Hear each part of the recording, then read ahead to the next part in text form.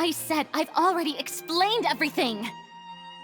And yet the problem has not been properly solved. There is little space for excuses between us. It is not my intention to offend you, but please, tell me where you stand.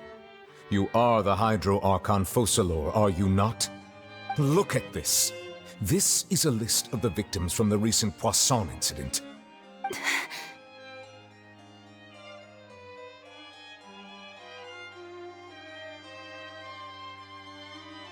You mean... they're all... We did not arrive in time to avert this disaster, and I will not have it happen again. I will say this once more. You must tell me everything you know. Yesterday, I found 3 stone slates in some ancient ruins near Poisson. Do you know anything about those? Seriously? You're questioning me like this is a court case now. I don't know anything about that. But you found them in some ancient ruins, you say? That's correct, which is why I came to ask you some questions. There should have been 4 slates, but one of them was missing. The other 3 feature different images that seem to correlate to the prophecy. The prophecy?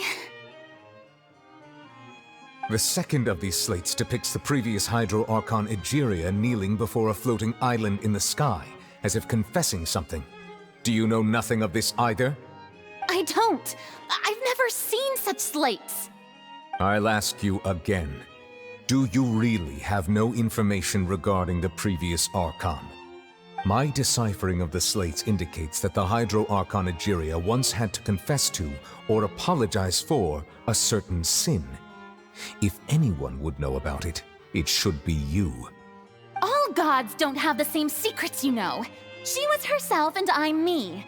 Is it really so strange that I know nothing? I understand your concerns, but I'm sorry. I just don't have anything to tell you.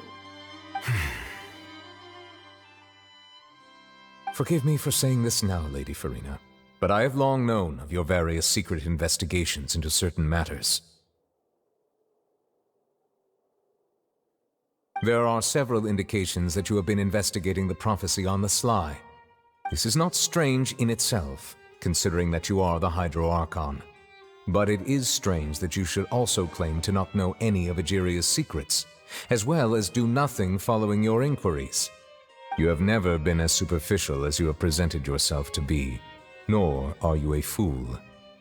And yet, your behavior is very inconsistent.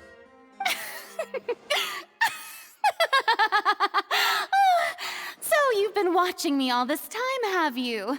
I didn't think you were that type. You... Well, since you know about my secret investigations, then you should know I'm actually working to take care of it. There's no point questioning or suspecting me.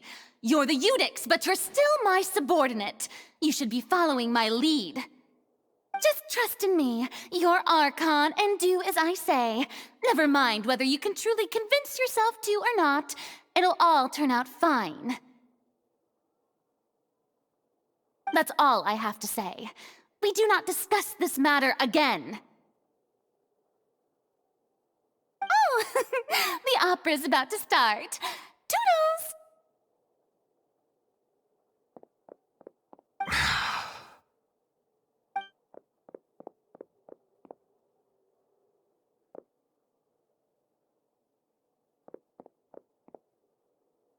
Did Furina not notice us standing by the door?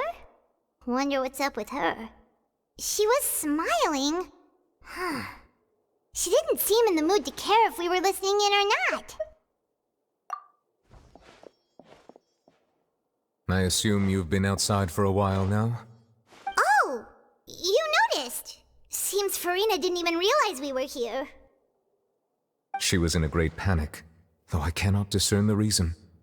Our discussion reached impasses time and again, a state of affairs that we cannot allow to continue. Still, I do not understand. Dialogue is the basis for understanding, so why did she keep refusing to engage?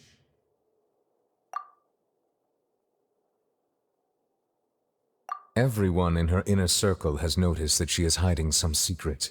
The issue is her attitude. I fear that she will not reveal anything unless absolutely forced to. We may have to create a situation in which she will have no choice but to speak. Oh? Like what? Normally, people will only reveal the truth when standing trial. Perhaps we must have the Gidro Archon experience just such a scenario. But Furina's seen so many trials, and she's really good at dodging questions. How do we make sure that she won't just slip away at the first chance she gets? We will need to consider this thoroughly, join forces with various parties, and then do what we can. If at all possible, I would prefer to recuse myself from this affair, but we must prevent the prophecy from coming to pass. This may be cruel to her, but all Fontейна is in crisis. The information a god possesses is too precious, and so we must take a chance on this. But who will lend us their aid to do?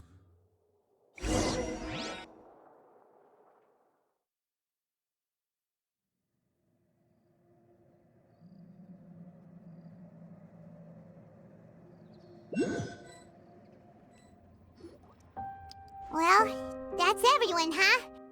Speaking of which, it was pretty smart of you to think of hiding here.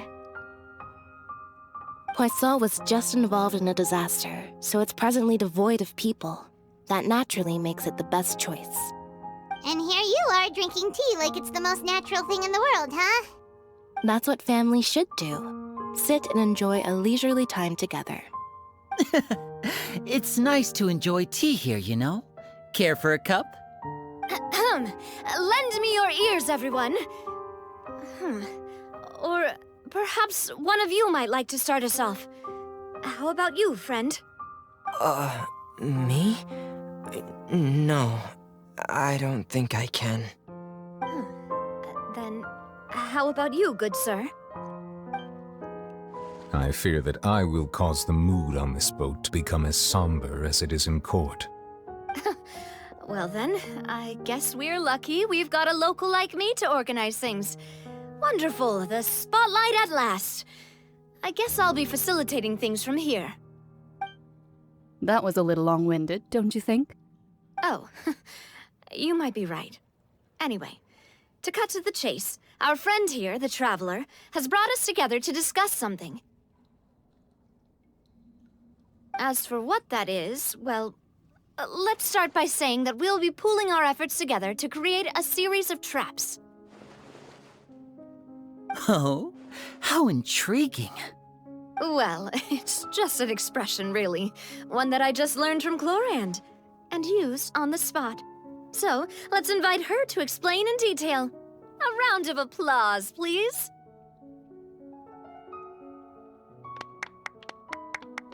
Huh? Didn't you say that you would be facilitating this? Oh, come now. Your work doesn't involve much public speaking, right? This is a good chance to practice. You might even pick up some fancy oratory tricks to impress your boss with in the future. I see. And what does my boss say? He is glad that you consider him your boss. Do go on.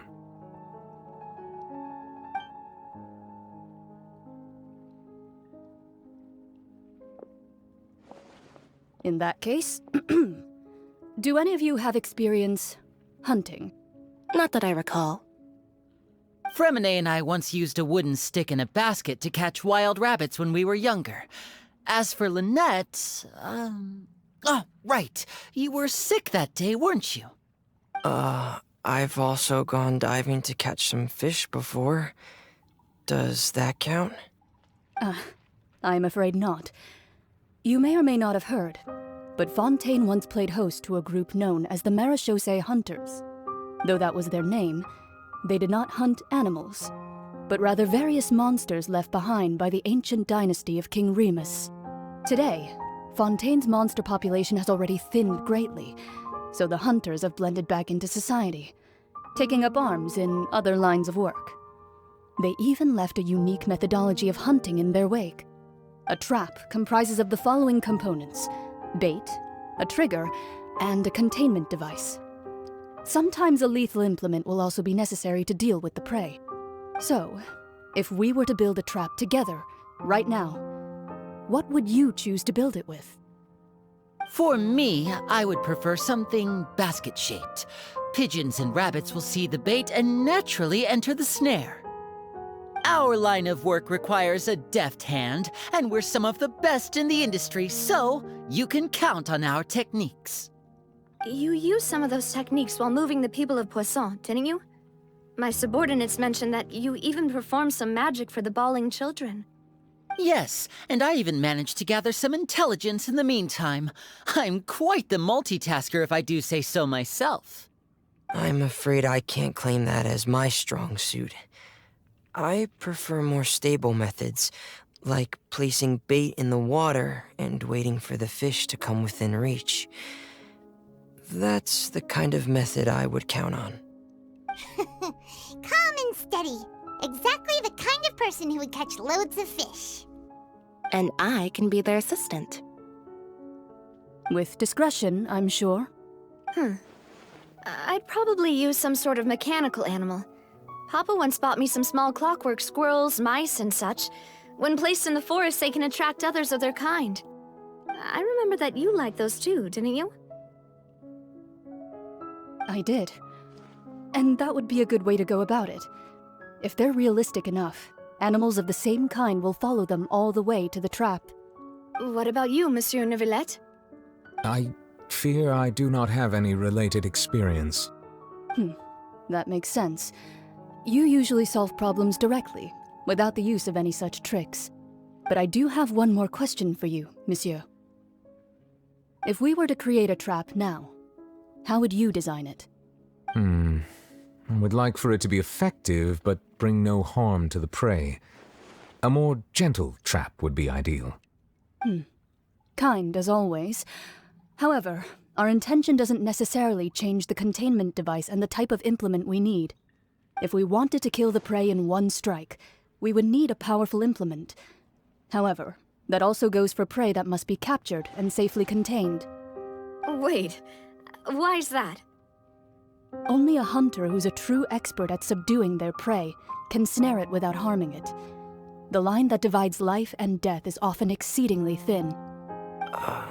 So are we going hunting together? Huh.